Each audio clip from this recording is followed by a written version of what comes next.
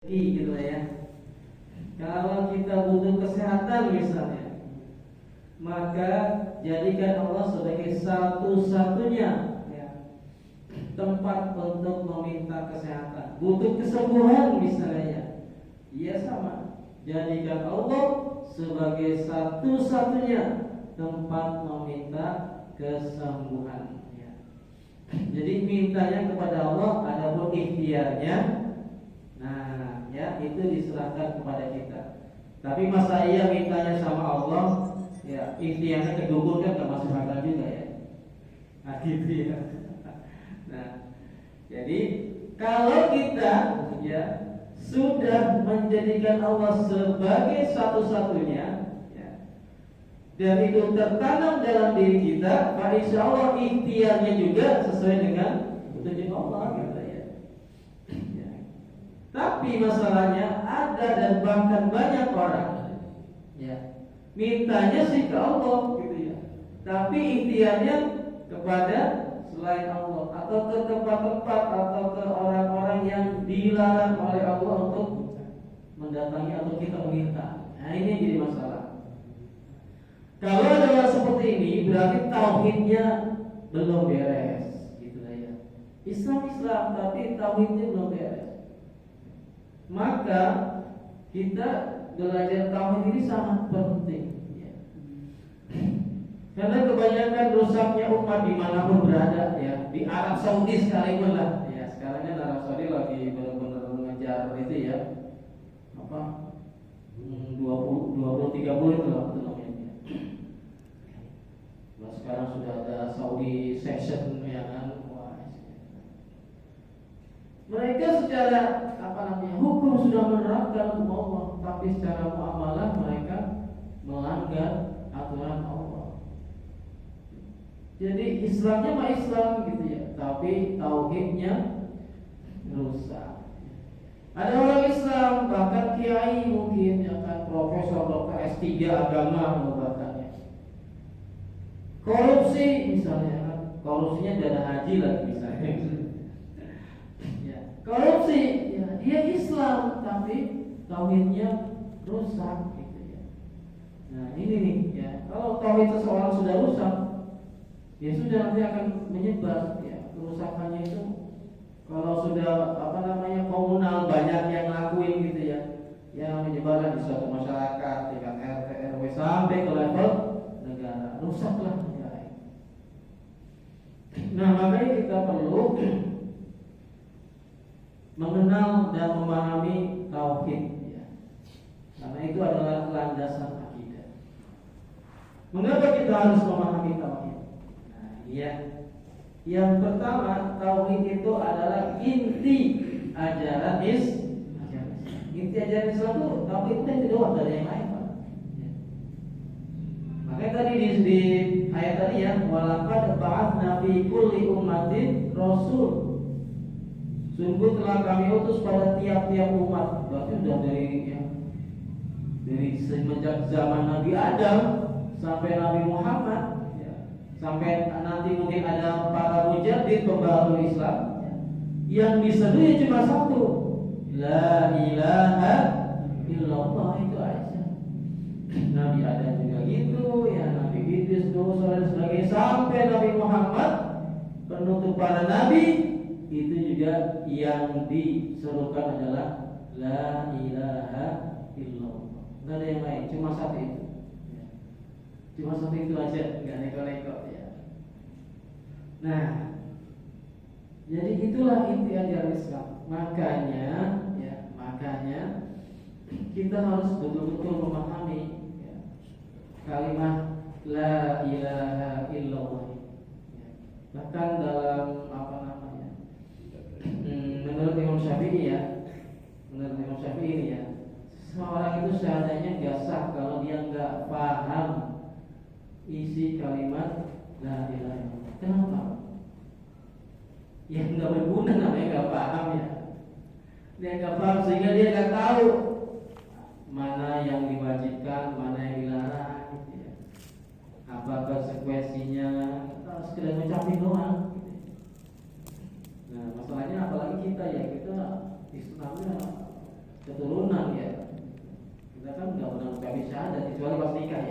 Iya, coba kalau nggak nikah ngucapin ya. Salah, iya masalah. Kalau salah taruh nih emang bacaannya. Nah ya, jadi inti ajaran Islam itu adalah la ilaha illallah. Ya. Dan gara-gara ini, ya kan, gara-gara kalimat ini nih, ya, itu dulu Nabi bangsa Arab itu terpecah, Pak. Ya. Terpecah. Istri sama suami bisa bercerai, Pak, gara-gara la ilaha illallah. Kalau di Indonesia istri sama suami bercerai gara-gara pil. Gimana ya?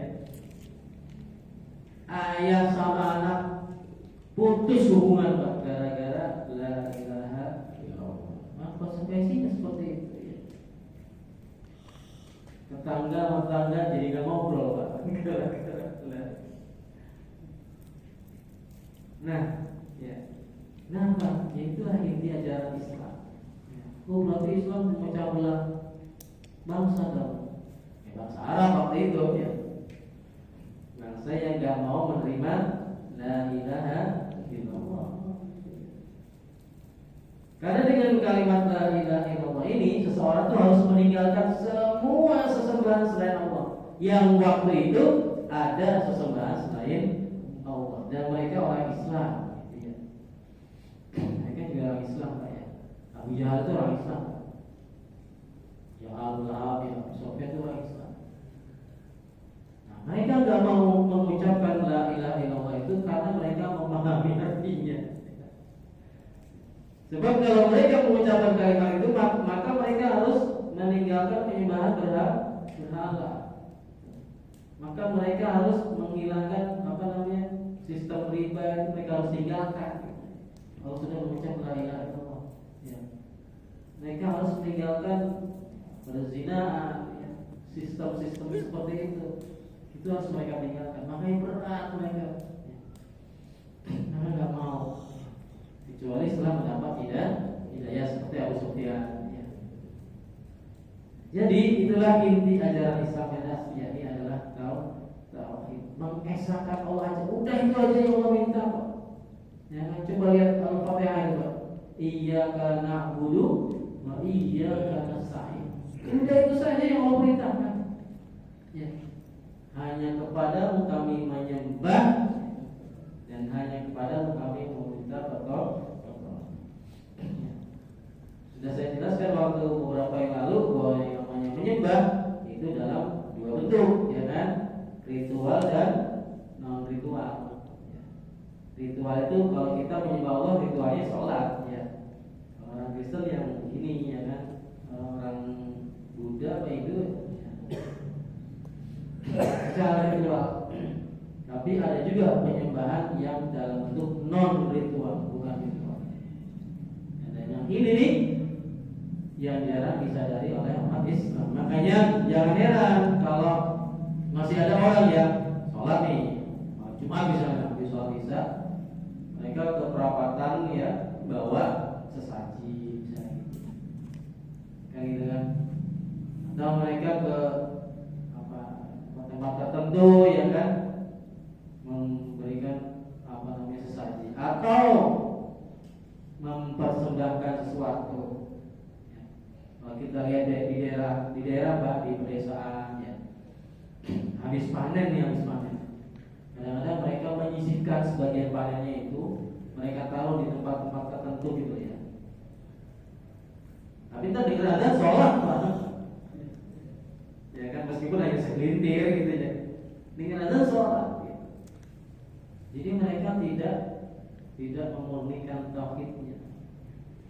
Jadi yang pertama, kenapa kita harus memahami tauhid? Karena itu adalah inti ajaran Islam.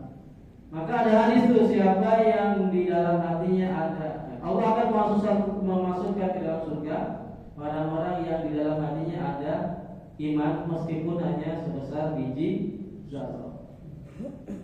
Kalau dia masih ada kalimat la ilaha illallah dalam hatinya, Allah masukkan surga. Ya. Tapi kalau rusak ya repot, kayak masalah gitu ya. Jadi kita kembali bahwa itu adalah inti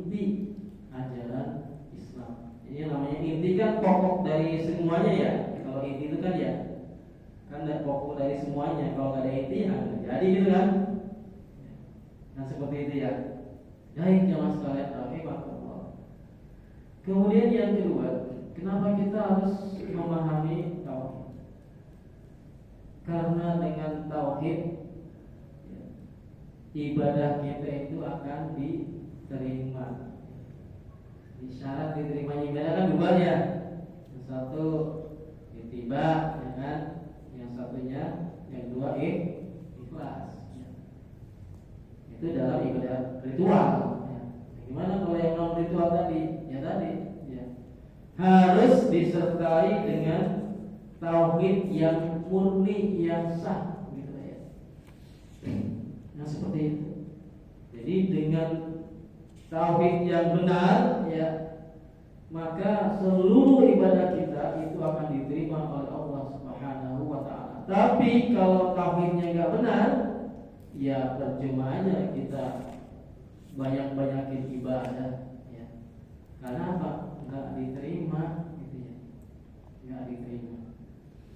Ya, jadi jamaah sekalian, tauhid merupakan syarat diterimanya ibadah.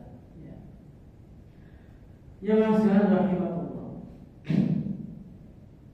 Kita sering ingat wa ma umiru illa liya'budullaha mukhlishina lahuddin.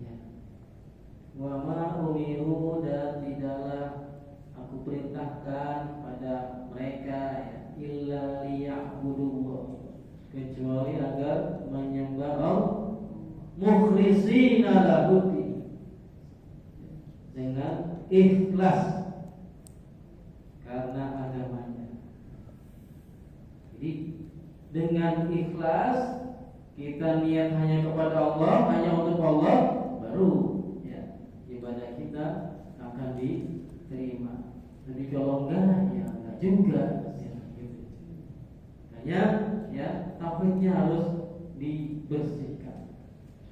Kemudian yang ketiga, dengan kita memahami kalimat tauhid ya, itu akan bisa membawa kita atau menghindarkan kita dari perbuatan syirik. Nah ini ya. Jadi dengan kita memahami tauhid, oh kalau seperti ini perbuatan syirik, kita jadi tahu gitu ya. Dengan tauhid yang benar kita tahu, oh ini dilarang nih ya. Melakukan hal seperti ini dilarang gitu ya. Sehingga kita bisa menahan diri ya, bahkan bisa menjauhkan diri dari perbuatan syirik. Karena begini repotnya di Indonesia itu, akar budayanya adalah kejawen dan Hindu Buddha. Nah, ini masalahnya ya, akar budaya kita itu sebelum Islam masuk itu sudah ada gitu ya. Sudah ada dan sudah bertahun-tahun gitu. Sehingga ya banyak ya hal-hal atau ritual-ritual misalnya, atau amalan-amalan ya yang sepertinya Islami tapi sesungguhnya itu sebuah perbuatan syirik. Memang dulu tantangannya Wali 9 memang berat gitu ya. Gimana nih Islam nggak bisa diterima gitu kan ya? Tapi gimana ini ya? Akhirnya mereka ya sudahlah ya. Sekarang yang penting bagaimana Islam diterima dulu. Apa ritual mereka apa? Bacaannya diganti dengan kalimat tauhid ya. Orang katanya sekaten ya, yang orang Solo ya. Sekaten itu berasal dari syahadatain ya. Ya, jadi mengkiaskan ketika Nabi berdakwah, Nabi itu kan memanfaatkan musim haji untuk mendakwakan Islam kan. Memanfaatkan, bayangin Pak, memanfaatkan musim haji untuk mendakwakan Islam. Berarti Nabi mendakwakan Islam pada orang Islam. Ya haji berarti orang Islam kan. Jadi yang didakwakan ya, objek dakwah Nabi di Mekah itu orang Islam, bukan orang kafir Pak. Nah, Wali 9 itu ya, khususnya Sunan ini yang Kalijaga ya, itu mengambil kias, oh berarti ya udahlah saya manfaatin aja nih, ada momen gitu kan, ada momen besar seperti ini, saya bikin gimana supaya mereka masuk Islam, nah dulu gitulah ya. toh nanti akan diperbaiki oleh masa-masa generasi penerusnya. Ini dalam perdebatan antara Syarif Hidayatullah sama siapa pimpinannya, Maulana Malik ya, Ibrahim ya. Ini terjadi perdebatan. Beliau bilang begitu, biarkan nanti generasi setelah kita yang akan meluruskan. Yang penting sekarang Islam diterima dulu. Nah, waktu itu ya ritual-ritualnya masih ritual-ritual syirik ya. Cuma kalimat-kalimatnya diganti ya. Dengan harapan nanti murid-muridnya itu meluruskan gitu ya. Yang benar ini seperti ini, bacaannya kan udah benar, tinggal perbuatannya gitu ya. Nah, itu sejarah ya, secara singkat. Intinya jadi dengan kita memahami kalimat tauhid atau dengan kita memahami isi dari tauhid itu, kita akan terhindar dari perbuatan syirik. Yang mana perbuatan syirik ini lawan dari tauhid ya. Perbuatan syirik inilah yang akan menyebabkan amalan kita itu enggak sampai kepada Allah. Surat Az-Zumar ayat 60 ya kalau salah. Iya benar enggak ini? Belum cek. Masih mau cek deh, mumpung megang Al-Quran. Az-Zumar ayat 60 45 juga baca. Zumar itu surat berapa? 39.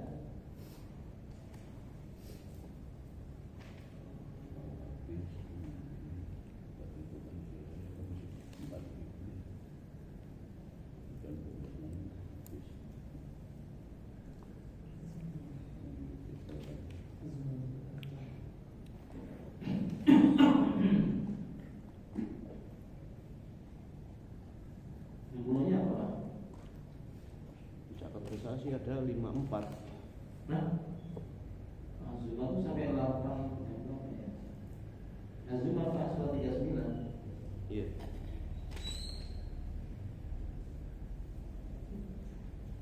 Hari kiamat Pak, 60-nya. Orang 5 berarti. Kalau di 4 itu iya. Dan kembalilah kamu kepada Tuhanmu dan berserah dirilah kepadanya sebelum datang azab kepadamu. Oh gitu. Kemudian kamu tidak dapat ditolong. Berarti 65 coba, 65. Dan sungguh telah diwahyukan kepadamu dan kepada nabi-nabi yang sebelumnya. Sungguh jika engkau mensekutukan Allah, niscaya akan hapuslah amalmu dan berbuat dan mata saya udah ini juga. Kacamata ketinggalan ini. Yang papir kurang bagus. Dan tentulah engkau termasuk orang-orang yang rugi. Ya, ya. Walaqad uhiya ilaika wa ilal ladzina min qablika. Dan sungguh telah kami wahyukan kepadamu ilaika wa ilal ladzina min qablika, dan orang-orang sebelum kamu Muhammad nih maksudnya ya. La in asyrakta la yahbatanna amaluka. Sungguh jika engkau menyekutukan Allah, berbuat syirik, niscaya akan hapuslah amal-amal. Wa la takunanna minal khasirin, dan engkau akan menjadi orang-orang yang rugi. Jadi kalau kita berbuat syirik, maka amal kita terhapus, Pak ya. Oke, jangan sampai kita melakukan kesyirikan gitu ya. Tadi itu ya misalnya seperti tadi ya. Jadi sholatnya sia-sia, nggak dianggap sama Allah karena melakukan kesyirikan gitu ya. Syirik tentu banyak, nggak cuma yang model itu doang ya, lagi yang model lain ya.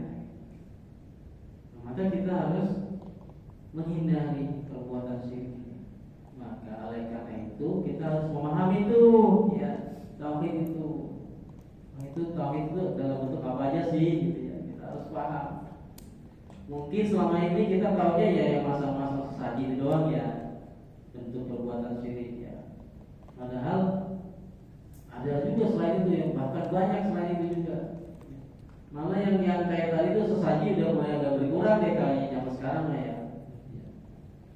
Kalau dulu kan apa sini, apa BTN, apa Siloam, pokoknya berapa atau tikungan tajam gitu ya, itu dulu syirik tempo dulu ya. Syirik tempo sekarang sudah beda gitu ya. Dan yang ini ya sudah jarang dipahami oleh orang-orang gitu ya. Nah kita kembali ya. Jadi dengan kita memahami tauhid, kita paham isinya, maknanya ya, dan penjabarannya, maka insya Allah kita akan terhindar dari perbuatan syirik. Lagi belum lama yang kejadian yang kasus TP7 itu ya, TP7 ya, yang mengekspos ya, kita kembali ya kan, makanya kita berbaikilah tauhid kita gitu ya. Baik jemaah sekalian rahimakumullah ya. Kemudian dengan kita memahami tauhid ya, maka kita akan menjadikan Allah sebagai satu-satunya zat ya yang kita takuti dan kita cintai ya. Coba lihat cerita Bilal ya, dia disiksa tapi dia nggak takut ya. Keluarga Ammar bin Yasir, Ammar bapak dan emaknya mati di depan matanya karena disiksa ya. Tapi dia tetap mempertahankan keimanannya. Sa'ad bin Abi Waqqas ya, seorang pemuda patriarkal lah gitu ya, dari kalangan elit ya. Dia nggak takut hidup sengsara karena mempertahankan Islam ya. Begitu juga dengan Mus'ab bin Umair ya. Mereka nggak takut bakal nanti miskin nih ya. Semua fasilitas hidup yang enak bakal dia tinggalkan semuanya. Mereka nggak takut. Bahkan ketika mereka harus berperang dengan orang-orang musyrik Quraisy ya, dengan jumlah yang kalah jumlah ya, mereka juga tidak takut. Yang mereka takuti hanya Allah saja. Coba sejarah Indonesia ini Pak. Saya ingin sekarang pelajaran sejarah nggak ada ya. 10 November ya, yang dikenal hari pahlawan ya. Betapa giginya para pejuang Indonesia waktu itu ya kan, yang dengan senjata seadanya menghadapi tentara kafir Inggris waktu itu ya, yang mempunyai perlengkapan perang yang sudah modern pada saat itu. Tapi mereka nggak takut, ya. Bahkan dengan pekik, ya kan, pekik, ya. Dengan teriakan Allahu Akbar, ya kan, mereka maju terus, ya. Sehingga justru tentara Inggris lah yang kalah kabut, ya, menghadapi keberanian umat Islam. Saya baca itu para kiai itu Pak ini Pak, ya. Datang tuh dari Cirebon naik kereta ke Surabaya, ya, yang dari Jogja. Itu pejuangnya para santri dan kiai Pak. Ternyata nggak ada orang yang tukang mabok, nggak ada. Naik kereta gitu Pak. Dan mereka sepanjang perjalanan berpikir mereka ternyata. Dan yang di Surabaya ya mereka tahajud gitu ya, minta. Dan berangkatnya juga dari masjid, ya, bukan dari pos roda Pak. Bonek Pak. Bonek. Ya gitu, mereka nggak takut sama sekali, nggak ada rasa takut. Apalagi kalau udah di berteriak Allah Akbar gitu ya, temennya ketegang mati, maju tetap mereka. Nggak kepikiran waduh, nah, ntar istri saya jadi janda ini, anak-anak saya jadi yatim. Nggak ada mikirnya. Ya. Kenapa? Kalimat tauhidnya tertancap ya, menghujam di dalam kalbunya itu, dalam hatinya, sehingga nggak ada lagi rasa takut. Ya. Nggak mikir lagi tuh yang apa namanya RT RW misalnya. Saya pulang tuh ya di atas sembako dan nggak dapat lagi. Nggak ada rasa takut lagi. Dan yang paling mereka cintai hanya Allah, ya. Bukan dunia, harta, pangkat dan jabatan mereka. Ya. Yang kayak gitu cuma bersambilan, Pak. Kalau sekarang kan pakai modal miliaran kan untuk dapat jabatan itu. Ya. Kalau dulu mereka ya, malah ada yang nolak-nolak malahnya. Zaman sahabat itu ya dikasih jabatan nolak mereka. Nah, maka dengan tauhid yang benar ya kita akan menjadikan Allah sebagai satu-satunya sumber cinta kita. Sehingga kita tidak menjadi korban harta, misalnya korban jabatan, ya, korban duit, korban pangkat, yang jadi budak-budak gitu ya, budak pangkat, budak jabatan. Karena zaman sekarang ini banyak orang yang rela meninggalkan Allah demi pekerjaan, misalnya, udah nggak cinta lagi sama Allah, udah nggak ada rindu sama Allah ya. Ya kan salah satu ciri cinta kan rindu ya. Rindu baca Quran ya, rindu nasihat-nasihat. Maka orang yang sudah menjadikan Allah sebagai sumber kecintaannya, ya mereka akan seperti itu. Mencari Allah. Makanya kamu tuh di surat Al-Anfal ya, wajilat qulubuhum ya, idza dzikirallah wajilat qulubuhum wa idza tuliyat alaihim ayatuhu zadatuhum imana ya. Jadi ketika nama Allah disebut tuh bergetar gitu ya. Maksudnya tumbuh tuh rasa takutnya ya. Semakin takut korupsi, takut ketahuan sama Allah ya, nggak bisa menghindar. Kalau zaman sekarang kan nggak takut ketahuan sama manusia, sehingga gampang kalau ketahuan ya kan, kasih aja lah ya, bagian berapa kek ya, aman. Aman di hadapan manusia, tapi nanti di hadapan Allah nggak bisa menghindar kita ya. Nah, makanya perlunya kita ini mempunyai rasa takut kepada Allah ini ya. Sehingga kita ketika mau melakukan maksiat misalnya, wah iya sih gak ada orang ya kan, tapi ada Allah ya. Jika kita takut mau korupsi ya, peluang ada ya, kesempatan banyak banget ya kan, kekuasaan punya, pokoknya gampang dah ya, mau korupsi nih. Tapi kalau takut sama Allah ya, dia akan menghindari, menjauhkan diri dari perbuatan tersebut. Tapi kalau nggak takut sama Allah, ya itu memang yang dicari kan ya. Memang itu yang dicari Pak ya. Mumpung punya jabatan, mumpung punya pangkat ya. Mumpung pas di posisi yang basah misalnya kan ya, dihitung balik modal misalnya gitu ya. Nah udah, korupsi lah gitu ya. Dan ketangkap kemana gampang, hakim sogok ya kan, polisi sogok, jaksa suap, suapin semua dah, kayak bayi disuap-suapin ya. Udah ya kan, hukuman 10 tahun top jadi 5 tahun, banding top jadi 3 tahun, banding top jadi 3 tahun ya kan. Setelah jalanin dapat remisi berapa bulan selesai ya. Kalau yang dia takuti bukan oleh Allah, tapi yang dia takutin Allah, di neraka itu bertahun-tahun ya.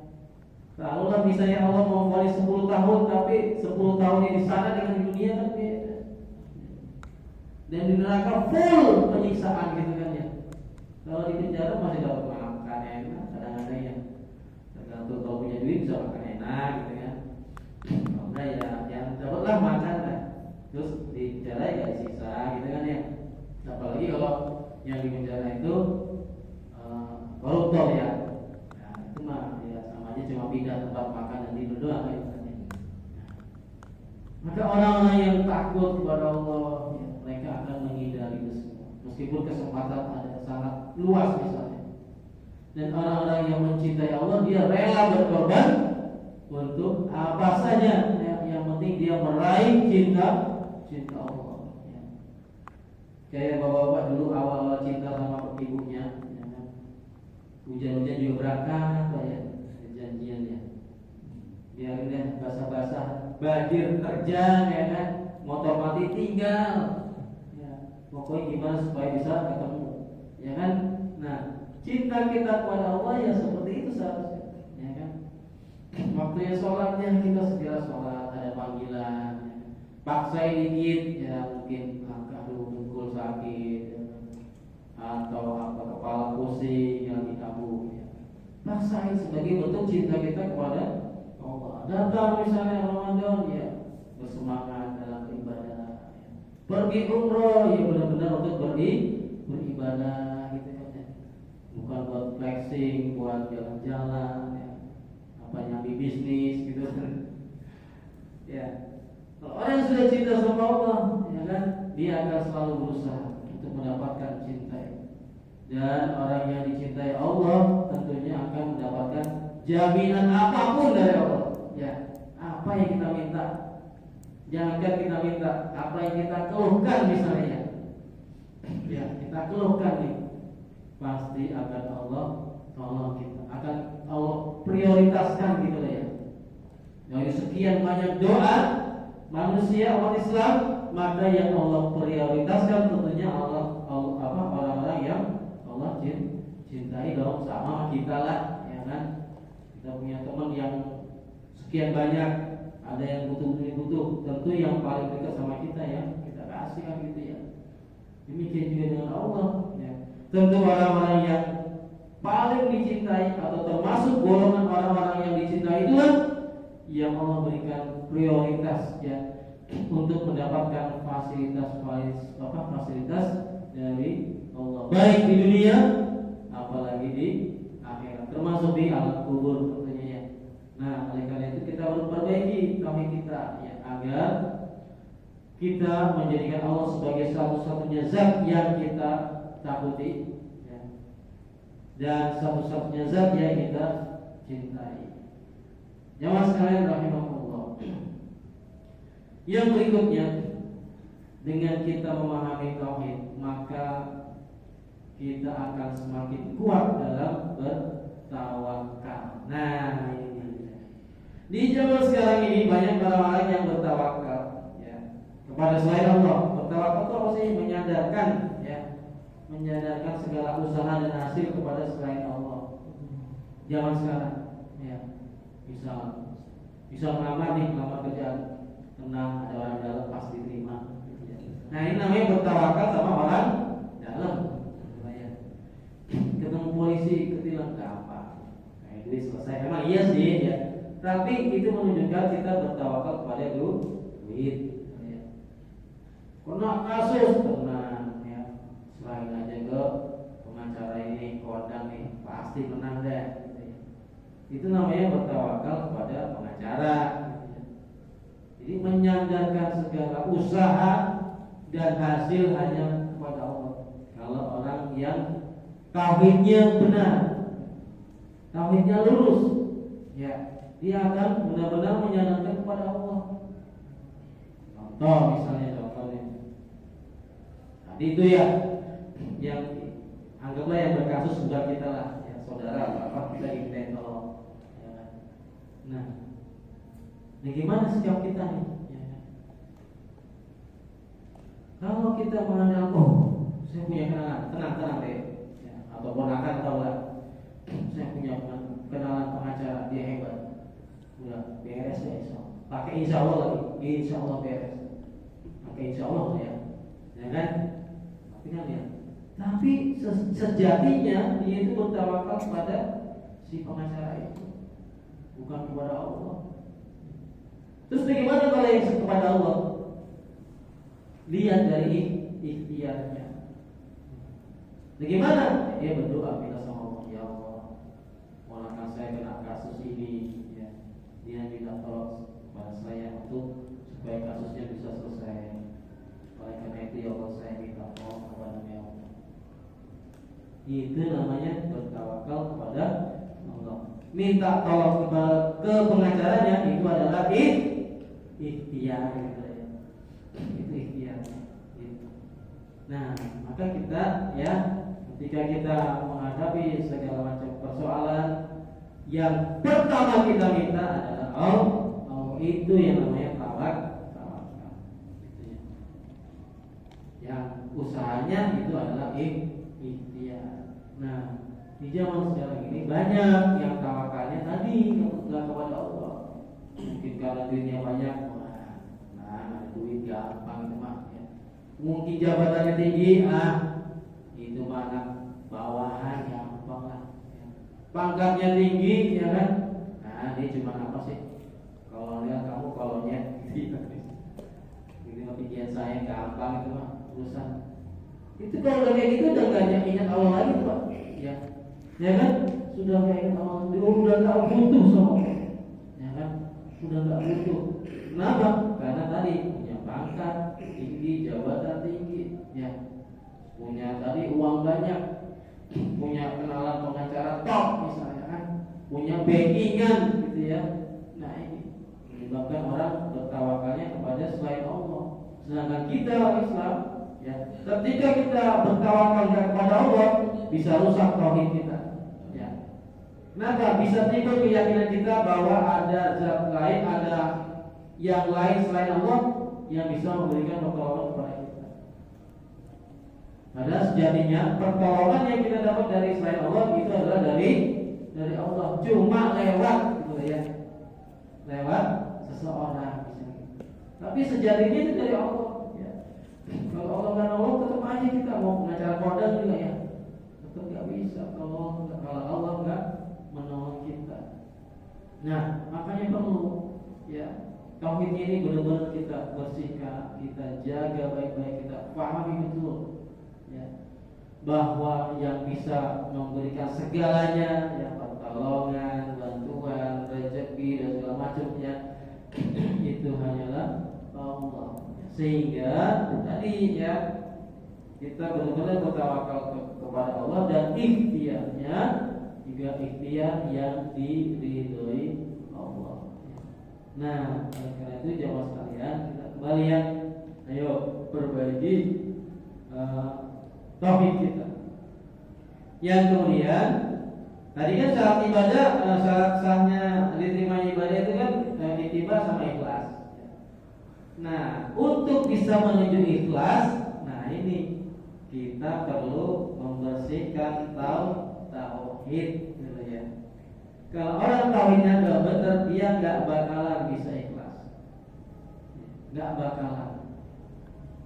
Tapi dengan tauhid yang benar, ya, itu memudahkan kita untuk ikhlas, gitu ya. Kita mengharap hanya balasan hanya dari Allah. Kita melakukan sesuatu untuk Allah. Kenapa? Karena kita tahu Allah yang akan membalas kita. Gitu ya. Tapi kalau tauhidnya nggak benar, kayak saya ngeluarin Allah. Kalau dapat balasan dari manusia, rugi saya. Kalau nggak dibilang dermawan, saya rugi misalnya.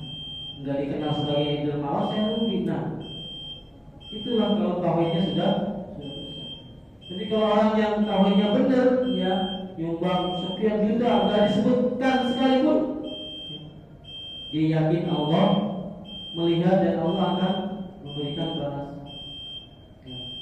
Yang sampai ketika nggak disebut, hamba Allah sebutin dong tadi 7 juta, Allah sebutin dong gitu ya. Ya. Nah ini ya. Jadi kalau orang tauhidnya benar, ya dia nggak peduli tuh yang kayak gitu. Kenapa? Karena dia yakin bahwa Allah pasti akan membalas dan balasan Allah jauh lebih besar, lebih banyak, lebih berkah. Jadi dia nggak ngurusin, nggak peduli lah, nggak mau tahu lah ya, nggak disebut sekalipun nggak masalah, nggak ngaruh. Ya. Semua jamaah nggak ada datang nggak ngaruh. Saya mau niatnya karena Allah, ya. Bukan karena Fajr, kalau karena Fajr nggak ada, pulang aja, gitu ya. Bukan karena takut jadi imam, bukan saya nggak. Ini mah jamaah sono, bukan sini, ya. Ya sekalian rahimahullah. Ya, pas ya, sudah di ujung materi ini terakhir. Jadi mari ya kita mulai ya, ini kalau berlanjut ya kajian ini ya, kita belajar untuk memahami tauhid, apa itu tauhid, konsekuensinya, kemudian apa dalam hal apa saja kita mentauhidkan Allah ya. Dan termasuk tentunya adalah tadi ya konsekuensinya, yakni resikonya. Baik, mudah-mudahan bisa kita pahami bersama. Kalau ada yang salah itu dari pribadi saya bodoh ya, tolong dimaafkan. Yang benar katanya dari Allah kita amalkan. Dari saya ini kita untuk menjawab hadis ya. Subhanaka Allahumma wa bihamdika